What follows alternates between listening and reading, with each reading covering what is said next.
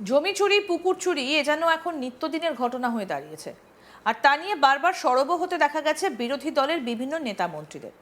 আবার আদিবাসীদের জমি যাতে দখল করা না হয় তা নিয়ে বারবার বলতে শোনা গেছে স্বয়ং মুখ্যমন্ত্রীকেও।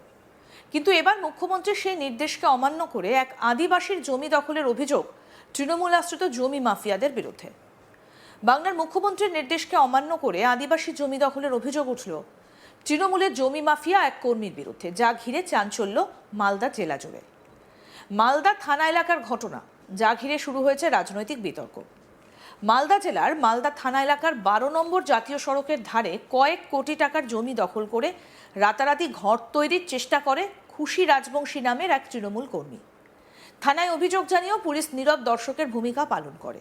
উল্টে তৃণমূল আশ্রিত দুষ্কৃতীদের দিয়ে আদিবাসী ব্যক্তিকে হুমকি দেবার অভিযোগ সামনে আসে। আর তাই অবশেষে আদালতের দ্বারস্থ হন ওই আদিবাসী ব্যক্তি। অভিযুক্ত তৃণমূল কর্মী খুশি রাজবংশী জানান জমিটা তিনি ক্রয় করেছেন, তবে কি করে আদিবাসী জমি ক্রয় করেছেন তার সদুত্তর পাওয়া যায়নি। অন্যদিকে পুরাতন মালদা ভূমি ও ভূমি সংস্কার দফতর সূত্রে জানা গেছে জমির রেকর্ড করা ছিল না, তাই নকল তথ্য দিয়ে জমির রেকর্ড জমির কারবারিরা করে। অভিযোগ পাওয়ার পর তদন্ত শুরু হয়েছে। পূর্ব রেল ডিভিশনের রেল কর্মী ডমিনিক মার্ডির অভিযোগ, তার নামে ভূমি ও ভূমি সংস্কারের পর্চা রয়েছে। জমিটা ফাঁকাই ছিল, হঠাৎ করে এই জমি দখলের চেষ্টা শুরু হয়েছে। জানতে পেরে মালদা থানাতে অভিযোগ করা হয়েছে। রাজ্যের মুখ্যমন্ত্রী নির্দেশ জারি করেছেন আদিবাসীদের জমি নয়-ছয় যেন না করা হয়, কিন্তু এক্ষেত্রে তা অমান্য করা হচ্ছে।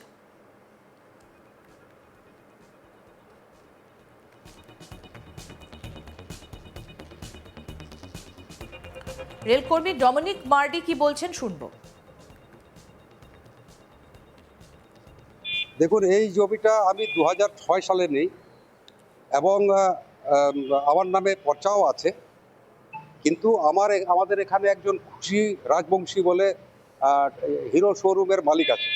উনি কিন্তু এখানে আমার জায়গাটাকে জবরদখল করছেন। আদিবাসী, আমি আদিবাসী, আপনার জমি দখল করে আমার জমি দখল করছেন। আপনারা তো জানেন যে মুখ্যমন্ত্রী তো স্পষ্ট বলে দিয়েছে যে আদিবাসীদের জায়গাতে যেন এইরকম কোনো রকম নয়-ছয় না করা হয় বা ওদের যেন হ্যারাসমেন্ট না করা হয়। তা সত্ত্বেও আমার যদ্দূর জানা আছে খুশি উনি দিদির পার্টির লোক এবং উনি এই সব কার্যকলাপে যুক্ত আছে। খুশি তৃণমূল করে এবং আমি চাকরিজীবী লোক, আর ওনার এই অত্যাচারের জন্য আমি না ঠিকমতো চাকরি করতে পারছি না এখানে আমি তদারকি করতে পারছি। এখন সব থেকে বড় কথা হচ্ছে আমার যেগুলো এখানে দেখাশোনার জন্য আছে, আমার বন্ধু আছে যোগেশ্বর, ওদেরকে ওরা যখন এখানে এসে বারণ করছে, ওদেরকে ধমকাচ্ছে। এবং খুশি কি করছে, আমাদের একজন আদিবাসী ছেলে আছে, উনি নাকি জেডিপি পার্টি করেন, আমি জানি না জেডিপি পার্টি আছে কি। উনি দুদিন আগে এখানে অন্তত 50-60টা লোক এনে আমার বন্ধুদের এখানে ধমকিয়েছে, যেহেতু আমি ডিউটিতে ছিলাম আমি স্পটে থাকতে পারিনি, এবং ওদেরকে মারামারির অবস্থা এবং ভয় দেখাচ্ছিল।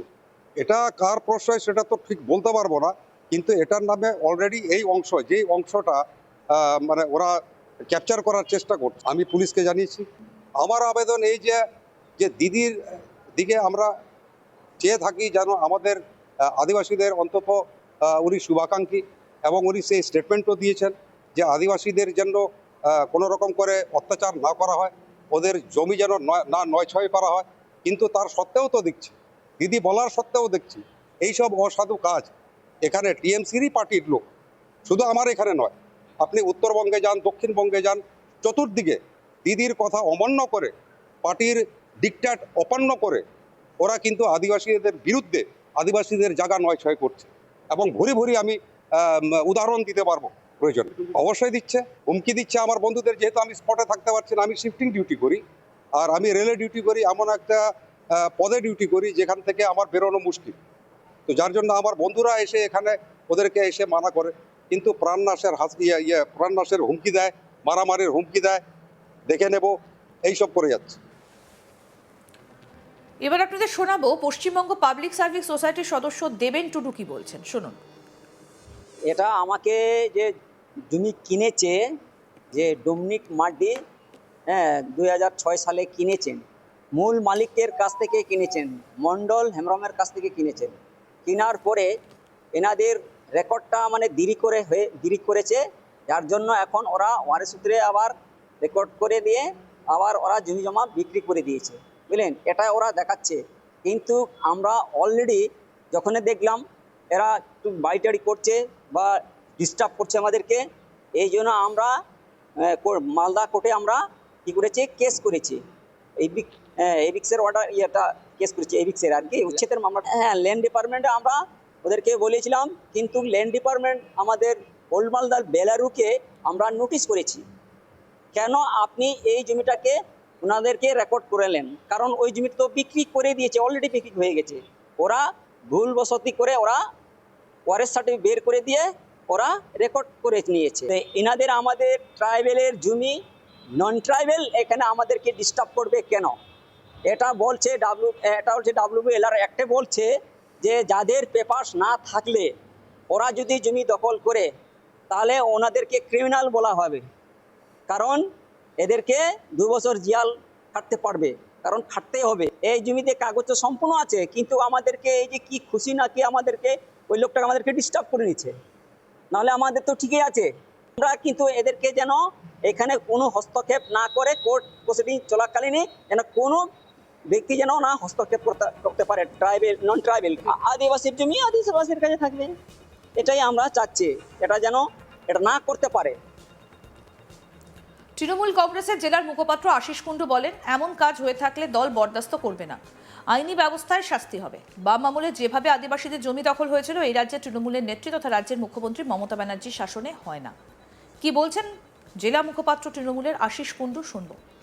আদিবাসীদের জমির ক্ষেত্রে বামফ্রন্টের 34 বছরের অপশাসনে যেভাবে তপশিল জাতি এবং উপজাতি সম্প্রদায়ের মানুষদের জমি আত্মসাৎ করা হয়েছিল, তার সম্পূর্ণ ধারাকে পরিবর্তন করে বাংলার মুখ্যমন্ত্রী মমতা বন্দ্যোপাধ্যায় আদিবাসী জাতি এবং উপজাতিদের রক্ষাকর্তা হিসাবে, অত্যন্ত প্রহরী হিসাবে বাংলায় আইনের শাসন জারি করে এই ধরনের যে কোনো ধরনের জমিকে স্কুইজ করার যে চক্রান্ত, তার বিরুদ্ধে তিনি কঠোর থেকে কঠোরতম ব্যবস্থা গ্রহণের নির্দেশ সর্বোচ্চ যারা প্রশাসনিক কর্তা হিসাবে আছেন তাদের কাছে নির্দেশ আছে।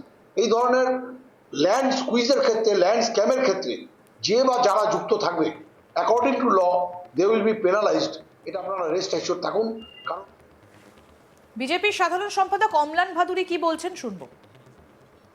সারা রাজ্য জুড়ে তৃণমূলের বিভিন্ন কর্মীরা, নেতারা সমস্ত জমির দালালে পরিণত হয়েছে। যেখানে দুর্নীতি সেখানে তৃণমূল। এতদিন পর্যন্ত আমরা দেখছিলাম বিভিন্ন সরকারি জমি দখল করা, পুকুর ভরাট, জলা ভরাট, এতে আবদ্ধ ছিল। কিন্তু এখন দেখছি আমরা আদিবাসীদের জমি, সেই জমির দিকেও তাদের নজর পড়েছে, সেই জমিও তারা দখল করতে যাচ্ছে। আমাদের এখানে কোটি কোটি টাকার আদিবাসীদের জমি আছে, সেই জমি তৃণমূলের দালালদের নজরে পড়েছে এবং সেখানে তারা হাত দিয়েছে। আর আদিবাসী আরও আপডেট পেতে দেখতে থাকুন আজ তাক বাংলা, সাবস্ক্রাইব করুন, নোটিফিকেশন পেতে বেল বাটন অপশন প্রেস করুন।